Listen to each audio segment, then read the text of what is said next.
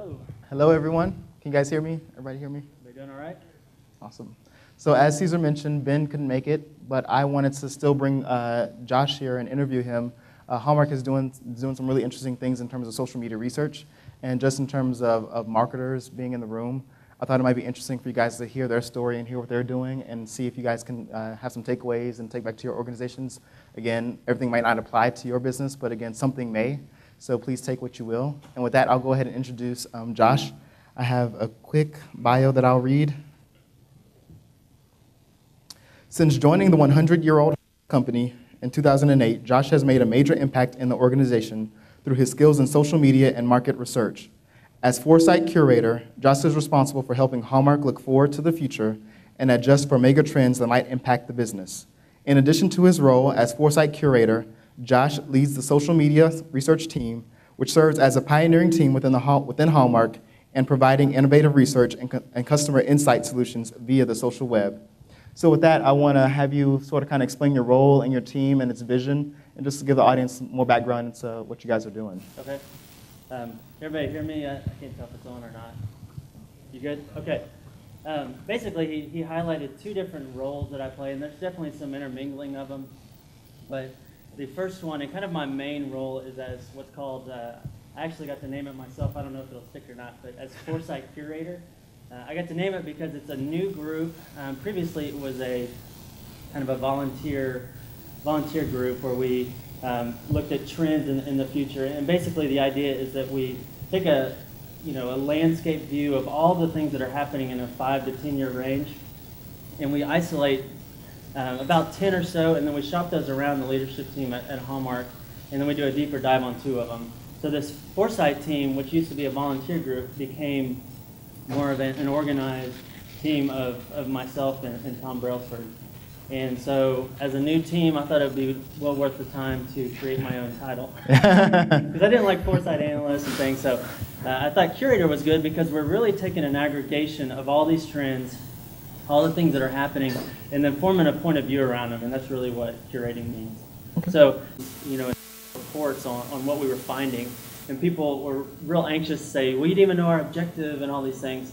So it was very apparent that we needed to integrate, we needed to get on the front end of these projects and things and incorporate the thoughts and objectives of those divisions. So it's really led to how we've tried to establish those conversations, and my SMR team, the social media research team, we're developing some frameworks. Unfortunately, I don't have them developed enough to share with you today, but we're trying to kind of lay out some ways to help it make sense so that we can share with the other divisions how we're thinking about it. And that way, as we build this skill set, we can get their input and have a better way to do it. Because there's a lot of theory now, and it's hard to really get everybody plugged in and on the same page. So that's how we're trying to incorporate the other units. Awesome. So I want to switch gears a little bit and start out with some of the research side of things.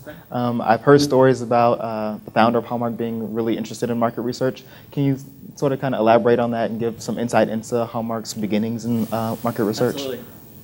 Okay. This year, in fact, we're celebrating our 100th year anniversary. Back in 1910, a gentleman, I think he was 21 or 19, real young guy, came on a train from Nebraska to Kansas City, J.C. Hall or Joyce Hall, and he just had a box of cards, and he felt like that this idea of sentiment, and that may be a word that we use, but sentiment, or the ability to share kind of a meaningful message in a card, should be for everybody. At that time, it was just for the really wealthy people that knew artists that could paint these intricate designs and paper and things. So he felt like he would kind of bring them in. He was actually a businessman, not a creative guy, which I thought was interesting when I joined Hallmark. So he came and started this organization, but it was really about the consumers. And his whole life, he ran the company for probably 50 years, and he would go to the stores, and eventually, when we started selling in department stores, and he actually invented the card rack that we're so used to now.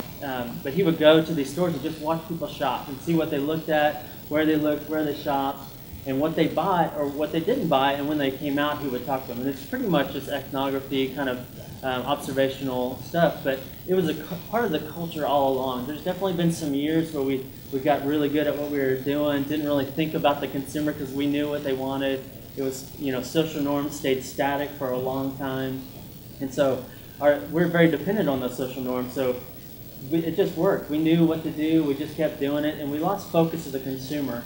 And as these social norms changed and digital came on the scene and all these different ways to connect, a lot of that was replacing cards. So we've really taken that look back and refocused back on the consumer. And this past, or about a year and a half ago or to a year, we actually flipped the entire organization on its head.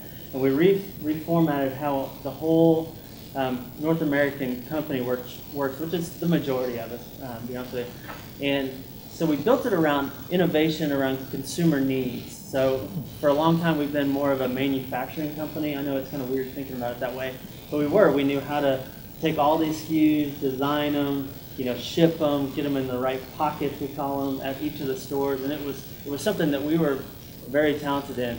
But we lost sight of the consumer, and so now we flipped it and are innovating based on consumer needs instead of that format. So we're trying to be format agnostic. Okay, So, cool. Does that help? Yep. So as you're talking about developing around consumer needs, what methodologies do you guys use in terms of your traditional research practices, to get to those needs and develop those needs and find those needs? Okay. As a division, we've been up to 100 people. I think now we're about 50 people. So pretty stout research group, and we have expertise across the board. We have, interview and questionnaire people. We have folks that run panels. We do all those traditional things. We do ethnography. We've done facial scanning, online interviews, and all the whole gamut. We pretty much have somebody that has an expertise in it. Okay. And so we knew that we needed to develop this social space. No, go ahead. Okay. I think All right. for the next one. Okay. So I guess across all the years and through the years, you've probably seen a lot of shifts happen between your consumers, and as you discussed, the social norms have changed. Can you highlight any of those shifts and give the audience a fuller picture of your consumer and how that consumer has adapted and changed and molded over the years since the founding of the company? Sure. I think obviously one is where a lot of us are looking today, and I think is in this digital realm. And about 10 years ago, blogs and communities and people were starting to participate online, and it was really new. And my boss, Tom Brailsford, actually helped create the first online branded community. And it was a fascinating time as I hear him talk about it, because he had all this pushback of you can't do research online. People won't tell you what they actually feel. It's not representative, and I don't know if anybody gets into that research talk, but you're really about predicting. You're trying to find this sample that predicts the population, all this blah, blah, blah. It's not blah, blah, blah. But it's this paradigm shift and it kind of is a very momentous, or a lot of momentum, so it's hard to really have this mind shift that you can do research online. So Tom really felt strongly, and he got his team together, and they took off to establish this community, and they found that it really works, and people do share what their feelings are, and you can do research on there. And it was kind of looking back on it, some of the main key things were that consumers want a partnership with companies, right? They want to be heard, and the community found a way to add this new dynamic. And it's really interesting. I don't have a slide for it, but before that time, really you had interactions from company to consumer. The only way that you could have contact with the consumer was kind of a company initiated to consumer. So that might be direct marketing, it might be a radio, it's your standard stuff, right?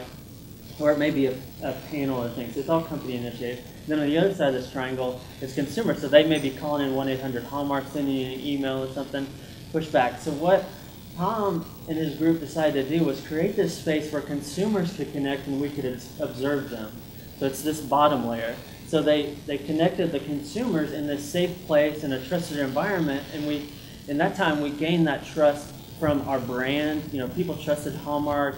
They knew that it was had the security on the site. It was closed. You had to be invited in, and things like that. So that was really kind of a shift as we became okay with expressing ourselves online.